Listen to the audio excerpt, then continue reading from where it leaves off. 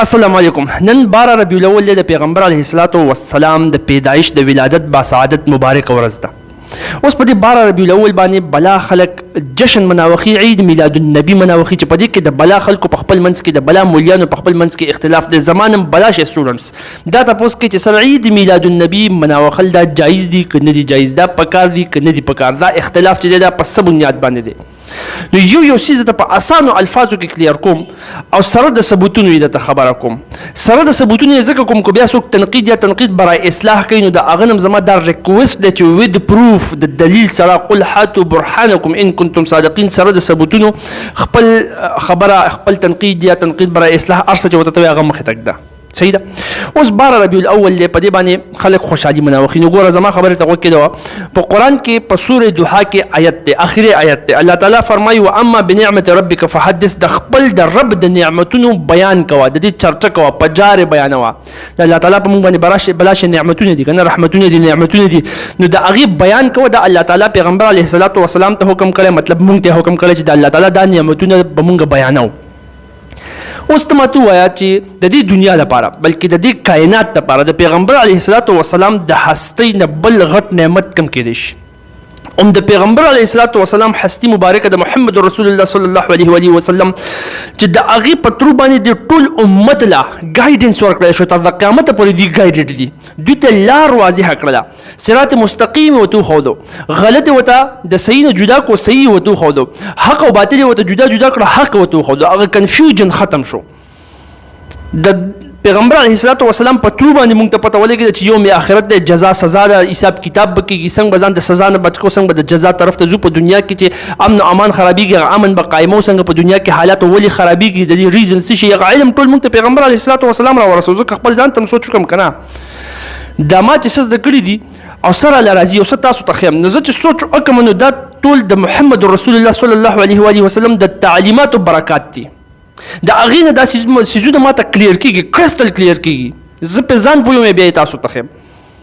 نو پیغمبر علیه الصلاۃ والسلام په هر شکل په هر صورت کې د دې کائنات د دې دنیا د دې امت دپاره یو عظیم نعمت دی د الله تعالی چې 1400 سال مخکې پیغمبر علیه الصلاۃ والسلام دې دنیا ته الله تعالی رالیږلی او په دې ورځ رالیږلی، په دې 12 ربیع الاول باندې دا نن چې کومه ورځ ده نو لوی نعمت دی. نو دغه نعمت اوس خوشحالي مناوخل، د هغې چرچه کول، د هغې بیان کول، اظهار محبت کول خو پکار دي که نه. واما بنعمت ربک فحدث، او دا هم په هغه صورت کې آیت دی کوم صورت چې څه وخت لپاره وحي بنده شوې وه، نو پیغمبر علیه الصلاۃ والسلام سره لږ فکر پیدا شوی، بیا پکې ځینې کفارو پیغمبر علیه الصلاۃ والسلام تنګوم چې ته نعوذ بالله د خپل غرب نه ير شوی وي، یا تا ته چې کوم شیطان خبرې راوړي هغه شیطان داسې شو هغه شو، مطلب کفارو عجیبه قسمه خبرې کولې، ګډې وډې خبرې کولې. نو پیغمبر علیه الصلاۃ والسلام ته به د هغې نه تکلیف رسېدو، او بیا وروسته دا هغه کم ګیپ چې راغلی د هغې نه بعد چې آیاتونه نازل شو هغه دا صورت مبارک والضحی واللیل اذا سجا ما ودعک ربک وما قلا، نه ته خپل رب پرخې او نه ستا رب ستا نه بېزاره شوی دی. نو په هغې کې د آیت دی واما بنعمت ربک فحدث، نو بیانول خو پکار دي، د خوشحالۍ اظهار خو پکار دی چې پیغمبر علیه الصلاۃ والسلام دنیا ته تشریف راوړی او په دې میاشت کې ربیع الاول کې په 12 ربیع الاول باندې. اوس ګوره یو حدیث دی په بخاري شریف کې 5101 نمبر بخاري شریف دی. خو وګوره دا په کتاب النکاح چپټر کې دا حدیث دی، په دې کې یو مسله بیان شوې ده، اوږد حدیث دی. کم ځای چې پکې زموږ د کار دی چې موږ ته پوهېدلی شو، اپوینټ ته رایستلی شو، نو ما ته هغه ځای راغستی دی چې هغې نه خبره بالکل واضحه کېږي. او هغه څه دی ټول حدیث کې څوک کتل غواړي نو تا ته ما نمبر وي بخاري 5101. هغه دا دی چې ابولهب نه دا یو قرآني کافر و، ابولهب تبت الی ابي لهب، مطلب غټ کافر او پیغمبر علیه الصلاۃ والسلام ته ډېر غټ تکالیف رسولي.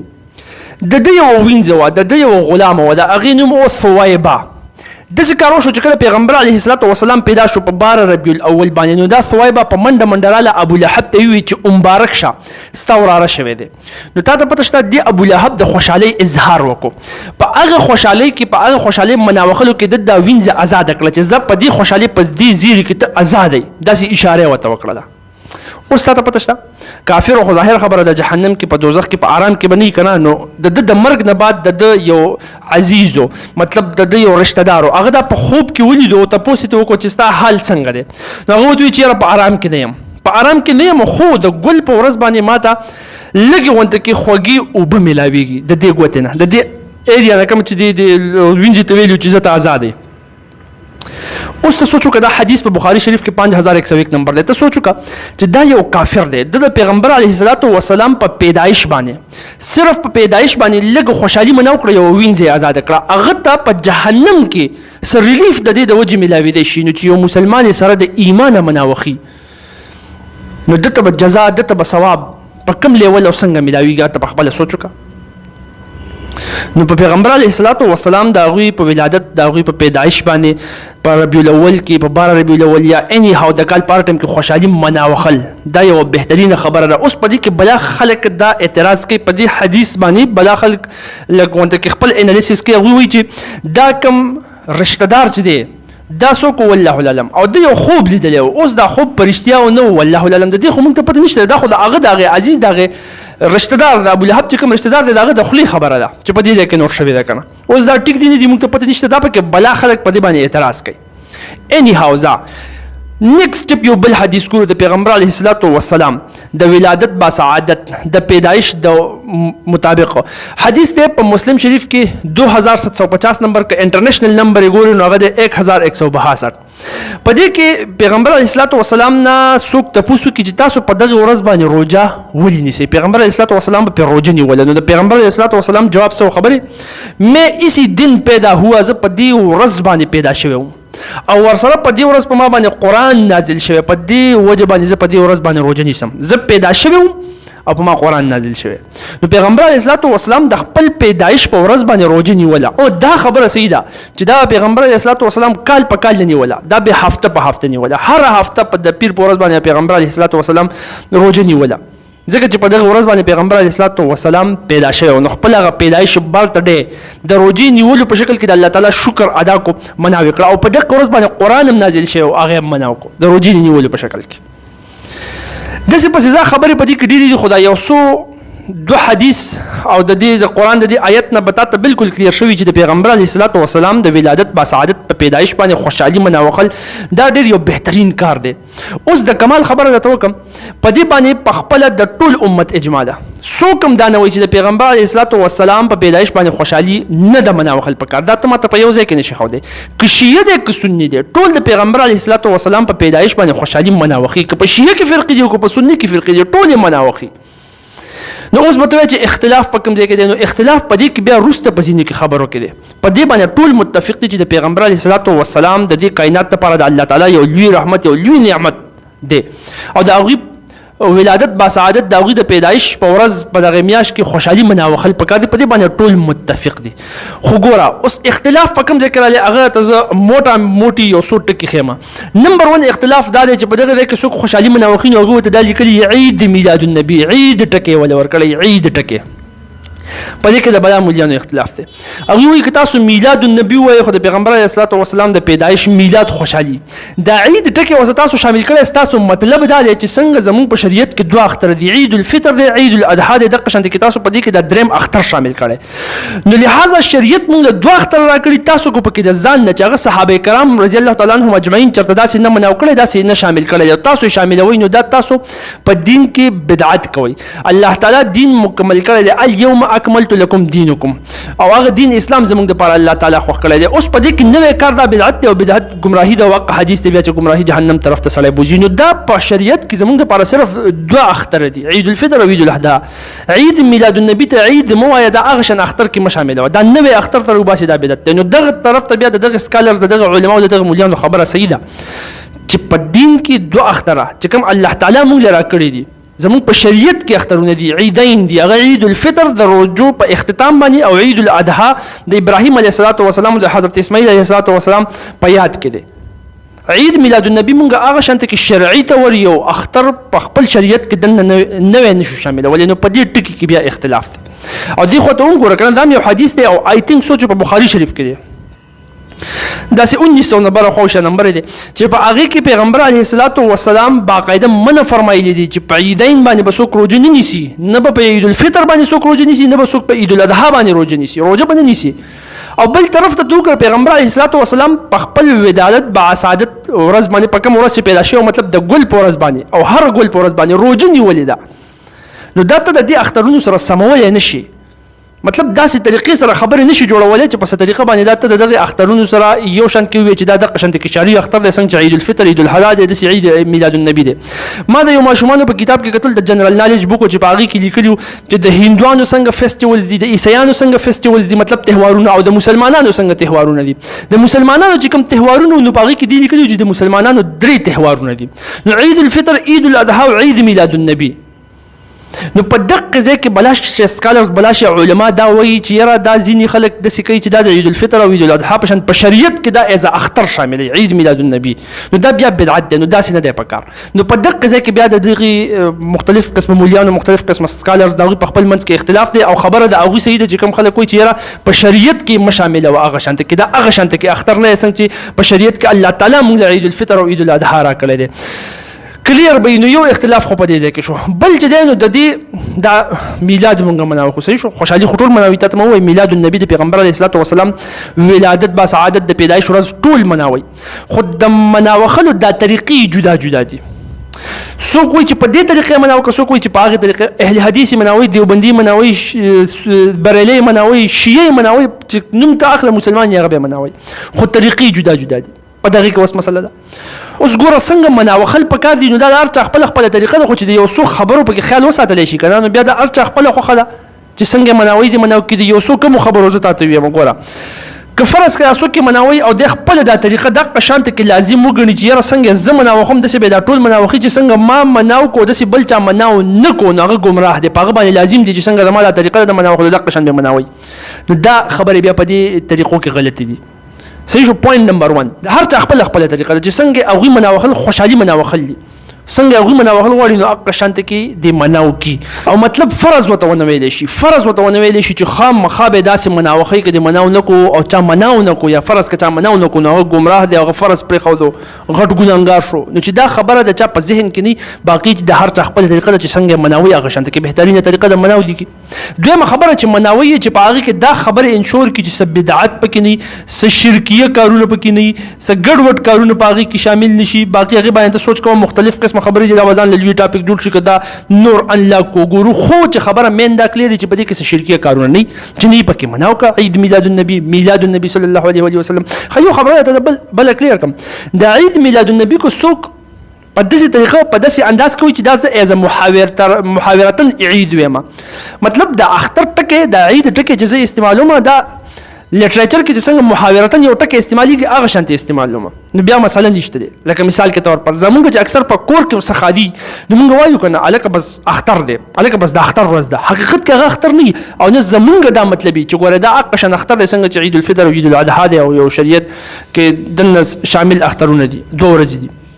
زمونږ دا مطلب نه وي، دا یو محاورې طور باندې دغه خبره وکړلی شي. که داسې محاورې طور باندې سړی یو خبره اختر یا عید ټکی د دې سره شامل کړي نو بیا مسله نشته. تا ته ما ووایي چې انما الاعمال بالنیات، او که نه نیت یې حق و چې یاره شامل کړه نو بیا مې درته ووایي چې دغه خبره ټیک نه ده، نو هغه سره وختي ما ډسکس کړله. نو چې اوس دا کوم عید میلاد النبي دوی مناوخي یا میلاد النبي صلی الله علیه وسلم مناوخي چې په دې کې داسې شرکیه کارونه نه وي، بل چې چاته تکلیف ونه رسوي، څوک تنګ نه کړي. تنګ ګوره ته میلاد مناوخي او ته راووتې بار په هغه ځای کې ته خپل سیستم سیټ کو چې کوم حکومت د تګ راتګ د ترانسپورټ دپاره ایریا جوړه کړې. مثال کې طور پر روډ، ته په روډ کې کېناستې او روډ دې بند کو او خلکو ته مسایل جوړ شو، د خلکو اهم کارونه ځینې داسې شته، مثال کې طور پر مریض دی اسپتال ته رسوي، یا د چا نور څه اهم کار دی او هغه د هغې د وجې نه اوس تللی راتلی نه شي، خلکو ته تکلیف ورسېدو. نو خلکو ته تکلیف رسولو باندې الله تعالی ډېر زیات ناراضه کېږي، ډېر زیات ناراضه کېږي.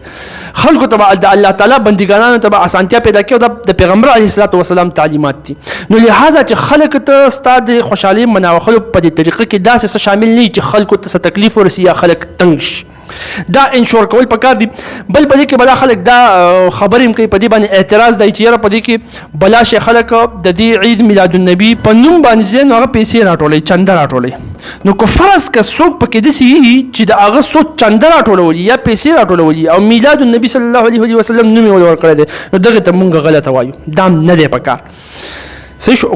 ښه که د چا دا سوچ نه وي او پیسې صرف یو کار کولو دپاره پیسې لازم وي، چنده وغیره کېږي، او هغه چنده صرف د دې دپاره کېږي چې یاره په غریبانانو باندې د خوراک وکړلی شي، خیراتونه دې وکړلی شي، خلکو د خوشحالي ورکړلی شي، مټیان دې ویشلی شي، د دې دپاره کېږي، د خپل ځان دپاره نه کېږي، خو بیا ټیک ده، نو پرابلم. د غریبانو سره مدد کول، خیرات کول، دا صدقه کول، دا بهترین کارونه دي په دین کې. نو بیا مثلا نشته بیا ته کولی شي. نو د دې خبرو چې خیال وساتلی شي که نه چې عید په دغې نیت ونه ویلی شي چې عید الفطر دی یا عید الاضحا دی، داسې ونه ویلی شي چې دا میلاد النبي صلی الله علیه وسلم مناوخل دا فرض دی، لازم دی، او څنګه چې موږ مناوخو هغه شان به ته مناوخې. مطلب دا خپله خپله طریقه ده. څه شرکیه کارونه پکې نه وي، چا ته تکلیف ونه رسي، څوک تنګ نه کړي، یا د ځان دپاره څه اکانومي کریټ کولو ذریعه جوړه نه شي. نو بیا میلاد النبي صلی الله علیه وسلم مناوخل په خپله طریقه باندې مناوخل، په دې باندې د ټول امت اجماع ده، ټولې مناوخې یو بهترینه خبره ده، بهترین خبره ده. ثواب جزا تا ته په دې باندې ملاویږي چې د پیغمبر علیه الصلاة والسلام د پیدایش ورځ ولادت با سعادت باندې خوشحالي وکړي. خدیجه پر خدا خبرې کلیر شوې. اوس دله زه خپل یو آیډیا، خپل یو سټریټیجي در کوم چې په څه طریقه باندې د پیغمبر علیه الصلاة والسلام دا ولادت با سعادت د پیدایش دا ورځ دا مناوخل پکار دي. ګوره په دې باندې زما الریډي یو لیکچر ریکارډ مو چې په هغې کې ما دا تاسو ته کلیر کړي، دا تاسو ته ښودلي وو مینلی ټیچرز ته، سکالرز ته، علما ته، چې خپلو ماشومانو ته عشق رسول صلی الله علیه و وسلم څنګه وښایو، څنګه پکې پیدا کړو. یو خو یې که نه چې مونږ ورته صرف ووایو چې د پیغمبر علیه الصلاة والسلام سره مینه پکار ده، دا د ایمان حصه ده، دا به لازم کړي، دا به لازم کړي، دا به لازم کړي، صرف ورته وایو. بل یې داسې ټیکنیکس کول چې د هغه په زړه کې بېتحاشه محبت په خپله پیدا شي، هغه عشق په خپله پیدا شي. نو هغه طریقه ما تاسو ته کلیر کړې وه. هغه طریقه کول دي د پیغمبر علیه، او هغه څنګه کېږي ګوره. د پیغمبر علیه الصلاة والسلام دا تعلیمات نه دي، دا ماشومانو ته، عام عوام ته، عامو خلکو ته چې څوک مکمل د هغوی نه خبر نه دي، هغه ښودل دي. یاد ساته چې یو کس د بل کس ته زده کړه کوي که نه، یو ټیچر نه زده کړه کوي، نو خپل ټیچر خلکو ته قدرتي ګراني، دا د محبت الله تعالی یو جدا کنیکشن پیدا کړی دی چې خپل ټیچر د خپل سټوډنټ خوښي، خپل منځ کې مینه. نو د ټولو نه بهترین ټیچر محمد رسول الله صلی الله علیه وسلم، د هغوی تعلیمات چې ته ماشومانو ته، عام عوام ته، عامو خلکو ته بار بار ښې، په مختلف فیلډز کې چې هغوی څنګه کنټریبیوشنز کړي دي هغه ورته ښې، او هغوی زده کوي چې څنګه پیغمبر علیه الصلاة والسلام موږ ته دومره تعلیمات راکړي دي. ایز ا ټیچر ورته ګوري هغه مینه چې کوم ورته ته وایې چې عشق وکړه، مینه وکړه، د ایمان حصه ده، د هغې نه یو په لس چنده سیوا کېږي، از خود سیوا کېږي. د کافر په زړه کې هم دا سیوا کېږي. زه درته په تاریخ کې بلا شی مثالونه داسې د کافرانو ښودلی شم چې د پیغمبر علیه الصلاة والسلام سره بېتحاشه مینه وه، صرف په دې وجه باندې چې زده کړه یې ډېره زیاته کړې وه. اوس ته سوچ وکړه که نه، لکه مثال کې طور پر پیغمبر علیه الصلاة والسلام ایز ان اکانومیسټ څنګه د هغوی زندګي وه، کوم سټریټیجیز هغوی ایز ان اکانومیسټ امت ته ښودلي وو، خلکو ته یې ښودلي وو. دا تا ته پته شته، زه تاله ګارنټي در کوم د ښه نه او د تکړه نه تکړه هغه خلکو ته چې وایي مونږ علم حاصل کړی دی، هغوی په دې باندې دوه لاین هم نشي ویلی. او دا څومره اهمترینه خبره ده په نن سبا زمانه کې چې کوم دا د اکانومي دا جنگ روان دی، دا د اکانومیز جنگ دی، د اکانومیسټو په خپل منځ کې جنگ دی. کیپیټالیسټک اکانومیسټ یو شان اکانومي غواړي، اقتصاد غواړي، سوشلیسټک یا کمیونیسټک اکانومیسټ بل شان کې اقتصاد غواړي، او په خپل منځ کې نښتي دي، فساد دا غي نه برپا شوی دی. اوس اسلام اکانومي څنګه موږ ته پیش کوي، پیغمبر علیه الصلاة والسلام موږ ته څنګه ښودلې ده، او د دې باقي دوه ټیکل کولو طریقې څه شي دي هغې راته څنګه ښودلې دي، خلک به په دې باندې څنګه کنوینس کوو. نو د دې په ترو باندې چې کوم فساد په دنیا کې خور دا فساد به ختمیږي، امن به راځي، او بهترین داسې یو اکانومي اقتصاد به په دنیا کې جوړیږي چې په هغې کې غریب ته هم برپور فایدې، مالدار ته هم برپور فایدې، دواړو ته خپل ځای باندې بهترینه فایدې. خو زموږ مسلمان ته دا پته نشته دی چې ایز ان اکانومیسټ پیغمبر علیه الصلاة والسلام څومره بهترین سټریټیجیز ورکړي امت له. زما په مختلفو لیکچرو کې په مختلفو ځایونو کې مختلف ټچ ما ورکړي، بحثونه مې پې کړي. ښه داسې د دنیا ته سلوشن ګورې، فساد دی، جنګ جګړې دي، جنګونه دي، نو ایز ا لیډر، ایز ا پالیټیشن دا ته څنګه حل کولی شي؟ نو هغه نبوي سیاست پیغمبر علیه الصلاة والسلام ایز ا سیاستدان څنګه و، ایز ا پالیټیشن څنګه و، د هغوی سیاست، مبارک سیاست څنګه و، او یو ځوان به سیاست ته څنګه روزي، هغه سیاست به څنګه کوي، هغه خلک به څنګه راجمع کوي، څنګه به په یو نظریه باندې ګایډ کوي، هغه نظریه به کومه پکاري چې د هغې په ترو باندې دنیا کې خلکو ته عادت او په آخرت کې هم فایده وشي په دواړو کې. نو ایز ا پالیټیشن هغوی څنګه صرف شوي، دا زموږ بلا مسلمانانو ته پته نشته، هغوی ته دا پته لګول پکار دي. دا تعلیمات ډېر بلول په میاشت کې ښه په برپور طریقې سره، ښه په پرزور طریقې سره ورکول پکار دي. ښه پیغمبر علیه الصلاة والسلام ایز ا ټیچر، ایز ا استاد څنګه و، پیغمبر علیه الصلاة والسلام ایز ا ویریئر، ایز ا جنګجو څنګه و، په امن په حالت کې به څنګه و، په میدان جنګ کې به څنګه و، پیغمبر علیه الصلاة والسلام قناعت څنګه و، د پیغمبر علیه الصلاة والسلام ساده زندگی څنګه و، د پیغمبر علیه الصلاة والسلام صبر او شکر څنګه و، هغه به مونږ څنګه خپل د دې مونږ ته څه فایده ده، د هغې نه بعد زمونږ د دغې عادتونو چې مونږ پرې ځان پوهېږو، ځان کې راولو، خلکو ته څه فایده ده، دې دنیا ته څه فایده ده، زمونږ دنیا څنګه ښایسته کېږي، زمونږ آخرت څنګه ښایسته کېږي، مړه ځه پسې. دا د ختمېدو خبرې نه دي. داسې فیلډ ته ماته نشي ښودی په زندګۍ کې چې په هغې کې د پیغمبر علیه الصلاة والسلام تعلیمات مونږ ته نشته، مونږ له چېرته پوهه نه ده راکړې په هغې کې. ته ما نه کوېسچن کوه، زه به تعالی انسر در کوم چې په دې طریقه کې د پیغمبر علیه الصلاة والسلام په دې حالات کې ګایډنس په دې طریقه و. دا ټول چیزونه انلاک کول دي دا زمونږ لاک پاتې دي. موږ د پیغمبر علیه الصلاۃ والسلام ډېره کمه زندګي راغستې ده او مخې ته موږ دلې ده او هغه بار بار وایو. باقي 90% زمونږ د پناه پاتې شوې ده. هر ښکاره کول یا د امت ته ښودل دي. نو دا یو بهترینه موقع ربیع الاول د پیغمبر علیه الصلاۃ والسلام د پیدایش میاشت بهترینه طریقه ثابتېدی شي چې موږ نیت وکړو چې باقي ټول کال په دې طریقه باندې خپل څه خاص ګروپونه هم جوړ کړو، خپل څه خاص کلاسز هم جوړ کړو، خپل کلي کې هم څه جوړ کړو او هغه سیرت النبي ښودل شروع کړو، د پیغمبر علیه الصلاۃ والسلام طریقې ښودل شروع کړو. د هغې سره به زمونږ هغه عشق یو په لسه یو په شل چنده باندې نور هم سیوا شي او موږ به شکر وباسو، موږ به خوشحالي منو کړو چې الله ستا لاک لاک شکر دی چې موږ د محمد رسول الله صلی الله علیه و آله وسلم امت کې پیدا کړی یو. صلات بر محمد. اللهم صل على محمد وعلى آل محمد وأصحاب محمد. ما علينا إلا البلاغ. جزاكم الله خير وأحسن الجزاء.